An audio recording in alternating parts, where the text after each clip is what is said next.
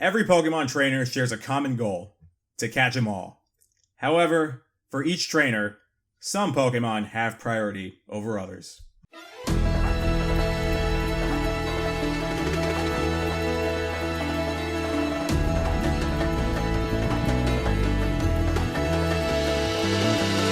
What up, it's me, A2Z, and we're live with my next countdown. This time, it's the big one. This is the countdown I've been hyping up and working on for almost a year now.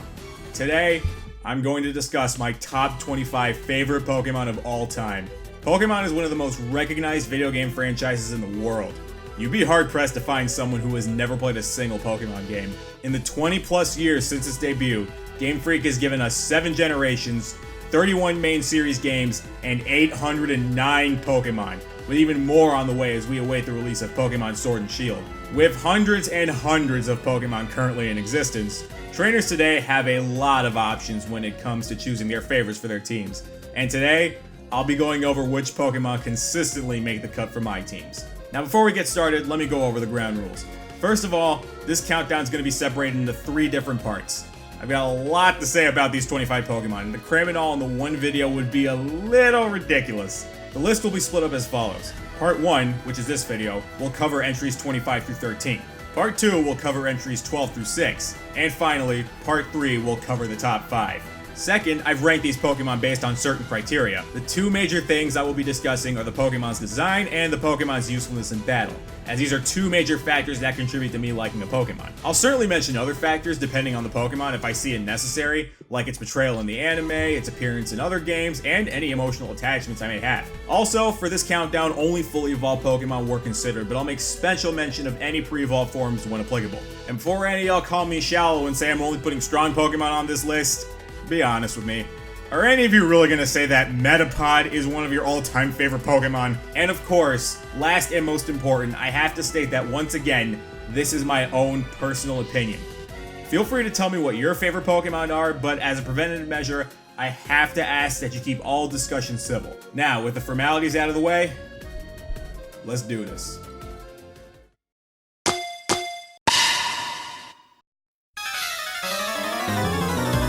Right off the bat, we're starting off the countdown with a relatively unorthodox choice. Although, to be fair, I do know quite a few people who actually really like Luxray.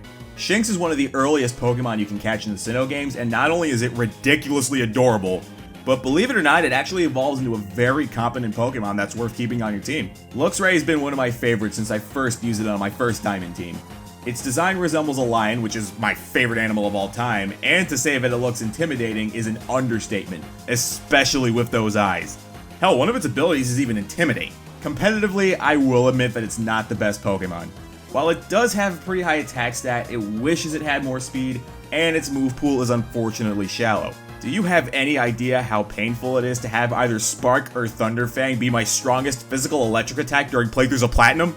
But despite that, Luxray has always been an effective member of my team during playthroughs of Sinnoh games, and I've grown an appreciation for the Dark Line over the years.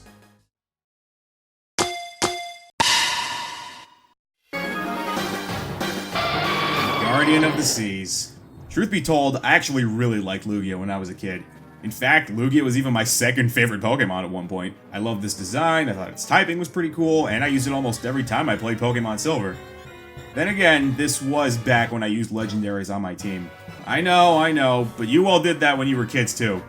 Don't you lie to me. As I got older and as more Pokemon got introduced, my hype for Lugia died down a bit, but I still have a lot of respect for it. It's one of the best tanks in the game with absolutely incredible defenses across the board, access to a very wide support move pool, and surprisingly high speed. It might not be the best attacker in the world, but honestly, it does a good enough job as a wall to not really need to attack. I will admit, its signature move of Aeroblast looks and sounds cool. I friggin' love how it looks and sounds in the Gen 2 games. While it's not my favorite legendary anymore, I still have fond memories of Lugia, and it's hard to let go of an attachment like that, which is why it made a spot on the list.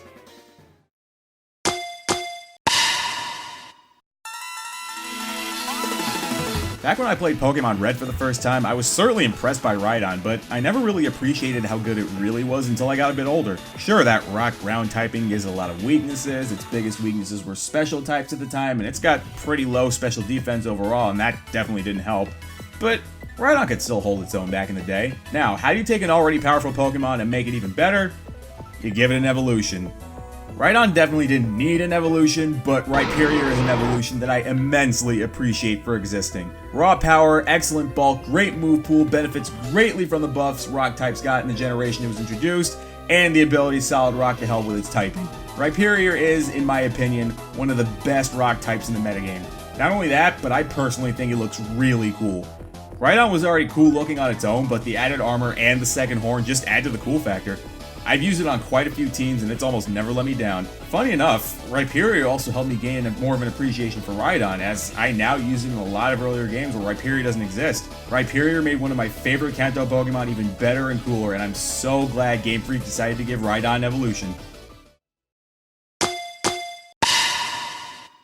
Our next entry is a true classic and a fan favorite.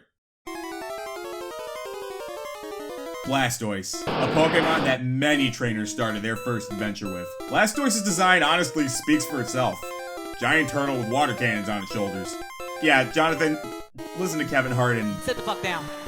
Blastoise is the original bulky water, gifted with high defenses, few weaknesses, and a respectable support move pool.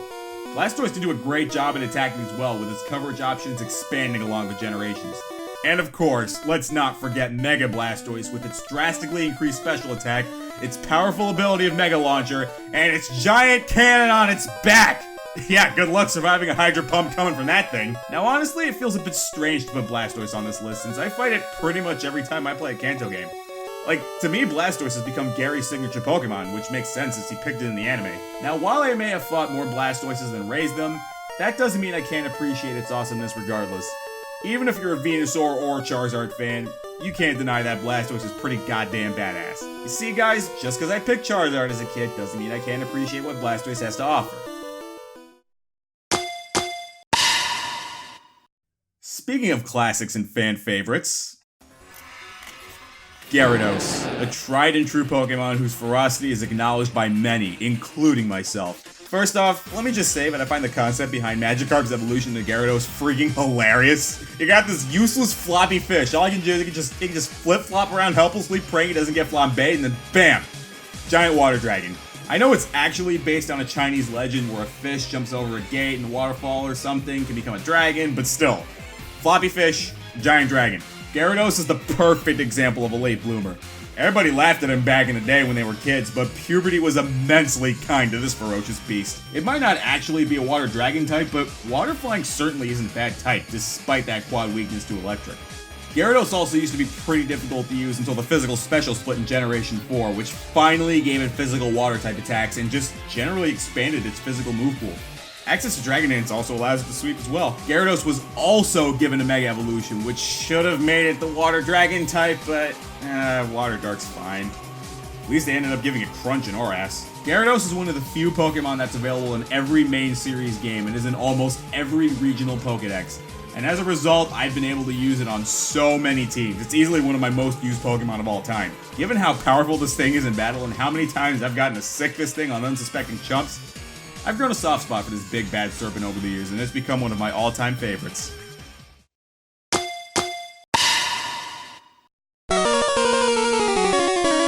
Now, I'm not a fan of bugs in real life. Except for my little boogs. I love those little guys, they help me defeat Ganon. Anyway, truth be told, there aren't that many bug types that I'm really that fond of. However, the few that I do like are actually pretty cool and well liked by most people, including Scizor, Volcarona, and Genesect. And then, there's the king of all bugs. The almighty Heracross. I mean, come on, with a horn that big, it's gotta be king.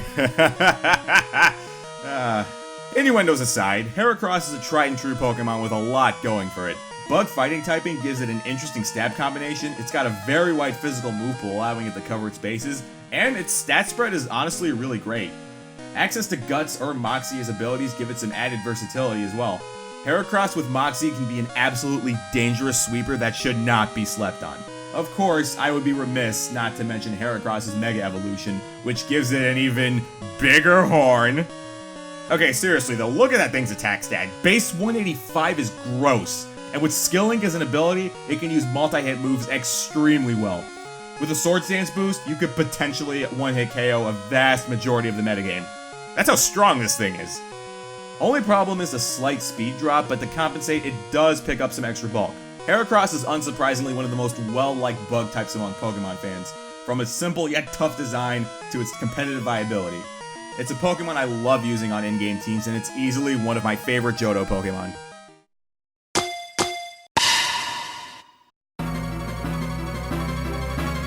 Oh boy, this is going to be a very unorthodox entry. I might actually get flagged for this one. Electivire might not be the most popular Pokemon out there, but honestly, I like it. When I was a kid playing Pokemon Red and Fire Red, I would always see Electabuzz, but I never had the incentive to try using it. I knew there were way better electric types out there, plus Electabuzz just seemed really underwhelming to me. Then Gen 4 happened, and Electabuzz was invited into the new Evolution Club. Electivire gave Electabuzz a new lease on life. A Pokemon that I'd seen get passed up a lot was finally given something to make it relevant.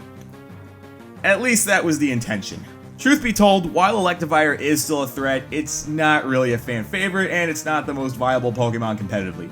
However, I personally think Electivire is an excellent Pokemon, with it having served me well in several in-game teams. It might be slower than Electabuzz, but it's a lot stronger, and it's got a pretty decent physical move pool. It's a good thing the physical special split happened when it did, because Electivire would certainly be worse otherwise. Electivire honestly did its intended job. It made a somewhat forgotten Kanto Pokemon more memorable and relevant. And because of Electivire, I definitely remember that Electabuzz exists now. Pokemon Black and White introduced the largest new roster out of any generation, with 156 new Pokemon. Now, while Black and White are my favorite games in the series, Gen 5 doesn't exactly have my overall favorite roster. However, the Pokemon that I do like in this roster, I actually like a lot. And Krookodile is the first one that ranks high enough to make it onto the list. Krookodile's design is simple yet effective. It's a threatening looking desert crocodile that, to me, gives off a bit of a mob boss vibe. Honestly, it might just be the black markings on its eyes that resemble dark sunglasses, but I feel there's more to it that adds to the vibe. Like its claws, its stance, and the general menace it gives off. Krookodile is certainly no slouch in battle either. A unique ground dark typing gives it an interesting niche. It's got an expansive move pool to let it cover its bases, and its stats are geared to sweeping with very respectable physical attack and speed, with access to Moxie's ability being icing on the cake. Krookodile is one of my favorite Pokemon to use during a playthrough of a Unova game, as I can honestly find a spot for it on whatever team I use. Also, while the Unova saga of the anime is dumb, I gotta give Ash massive props for using a Krookodile.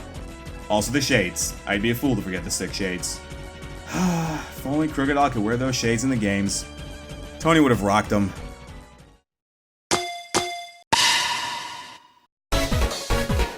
I've said time and time again that Oshawott is my favorite Unova starter, but I'm pretty sure you guys didn't think I liked Samurott enough to place him on the list. Now, I personally believe that water starters have been getting better and better over the years, with Empoleon being the first water starter since Blastoise that I looked at and thought, wow, this thing's really cool. Then I saw Samurott a few years later and instantly thought, Empoleon, psh, old news. I mean, come on, it's got scimitars on its forelegs. Like, it can just pull those things out and slash the crap out of whatever it wants. Now, while Samurott might not be the best Pokemon competitively, it can still be a threat when given the right moves. Respectable attack stats allow it to be flexible in its movesets, Swords Dance allows it to sweep physically, and its physical bulk isn't awful. While it wishes it had more speed, base 70 isn't low enough to completely cripple it. Despite somewhat exploitable weaknesses, I think Samurott is very underrated. It looks incredibly badass, and it evolves from one of the most adorable Pokemon ever. Samurott has always been a joy to use during playthroughs of Unova games, and it's hands down my favorite Unova starter. Sorry, Kevin.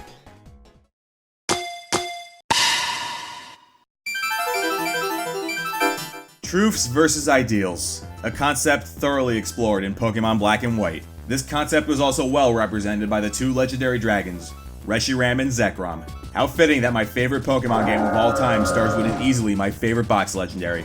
One of the major reasons I love Reshiram is its typing. Fire and Dragon are 2 of my all-time favorite types, so combining them into one legendary package just adds to its awesomeness. Not only that, but Fire Dragon is an amazing type both offensively and defensively, since it basically gets neutral coverage with its stab and it only has 3 weaknesses. Reshiram's stats are no joke either. It's one of the most ferocious special attackers in the entire metagame, and it's got the moves to back that up, including its signature moves of Fusion Flare and Blue Flare.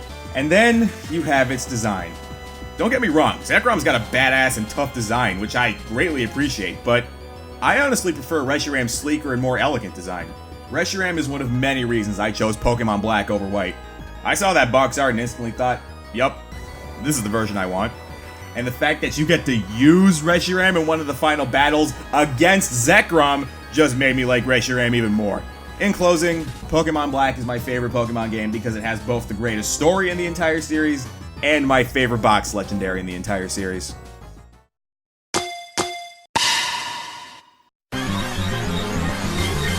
If robots took over the Pokemon world in the future, I can't think of a better overlord than Metagross. A tried and true pseudo-legendary, Metagross has been a fan favorite and a massive threat since its introduction in Generation 3. With a fantastic defensive typing of Steel and Psychic, it's got a ton of resistances. While it might be weak to some common types, its stat spread definitely protects it from getting knocked out easily.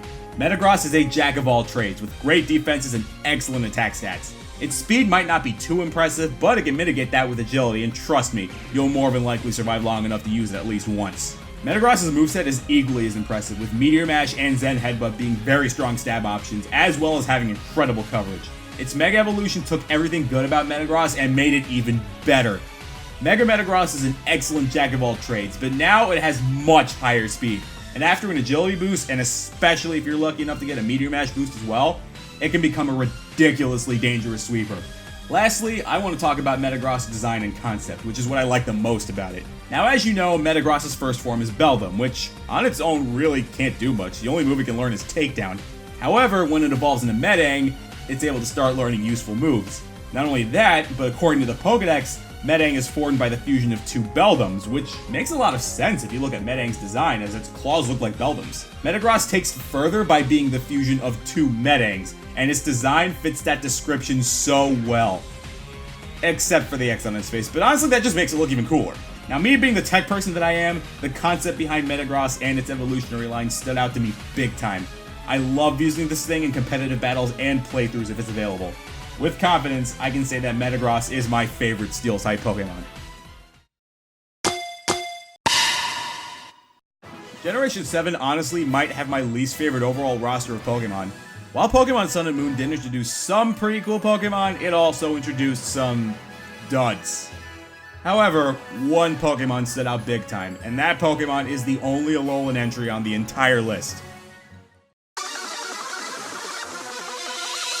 Ladies and gentlemen, now entering the ring at 183 pounds, the Red Cyclone storms through Lucha Tigre! Now I'll start by saying that I started getting concerned about the quality of Fire-type starters over the years. I'm a fan of Infernape, but I honestly like Empoleon better, and while Emboar is okay, it was the third firefighting starter in a row, which definitely didn't impress me.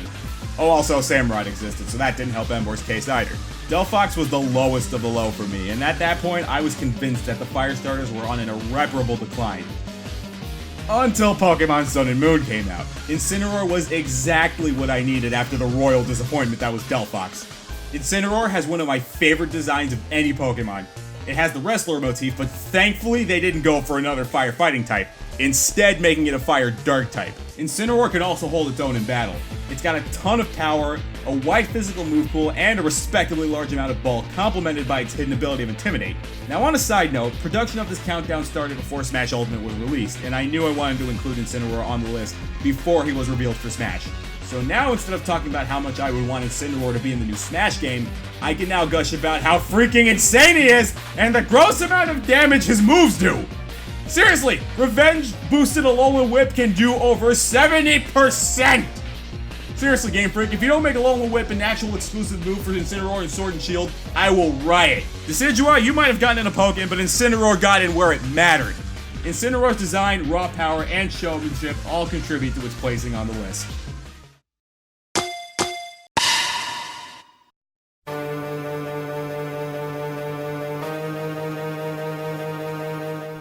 When I first saw Sneasel playing Pokemon Gold and Silver, I thought it looked really cool.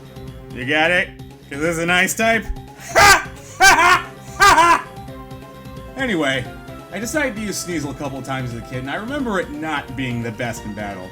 And that didn't really matter to me as a kid, I just thought it looked awesome. However, given its typing and its stat spread, it was unfortunately doomed to mediocrity. Sneasel was the one Pokemon that I wanted to be good one day.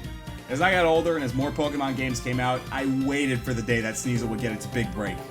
And then, the 4th generation happened. Now, as I'm sure you know, the physical special split, one of the most welcome mechanics in all of Pokemon, made a lot of Pokemon so much more usable. Saying that Sneasel was one of those Pokemon would be a massive understatement. Access to physical Ice and Dark type moves was exactly what Sneasel needed. Whether it was pre-existing moves like Ice Punch and Fade Attack, or newly introduced moves like Night Slash or Ice Shard. The introduction of Icicle Crash in Black and White and the buff to knockoff in X and Y just made Sneasel even better. And as if all that wasn't enough, guess who got invited to the Gen 4 New Evolution Party? Everything good I just said about Sneasel heavily applies to Weavile. It looks cool, its already high physical attack and speed were elevated to dangerous levels, and coupled with the fact that it now has physical stab and even access to Swords Dance, this makes it one of the most ferocious sweepers in the entire metagame. Weavile is a shining example of how one mechanic can change everything for a Pokemon's viability. If the physical special split never happened, Weavile would probably have been doomed to mediocrity. Thankfully, that is not the case, as Weavile continues to be a very potent threat in competitive battling. The only negative thing I would ever dare say about Weavile is that its shiny form has the color scheme of Pepto-Bismol. Seriously, Game Freak, why'd you make it pink? And that'll do it for the first half of the list, entries 25 through 13. Thank you so much for watching, I hope you enjoyed it. Next time, we're going to begin the second half of the list and cover entries 12 through 6. But for now, we're going to cut it here. Thanks for watching, guys. We'll be back with part 2 of my top 25 favorite Pokemon.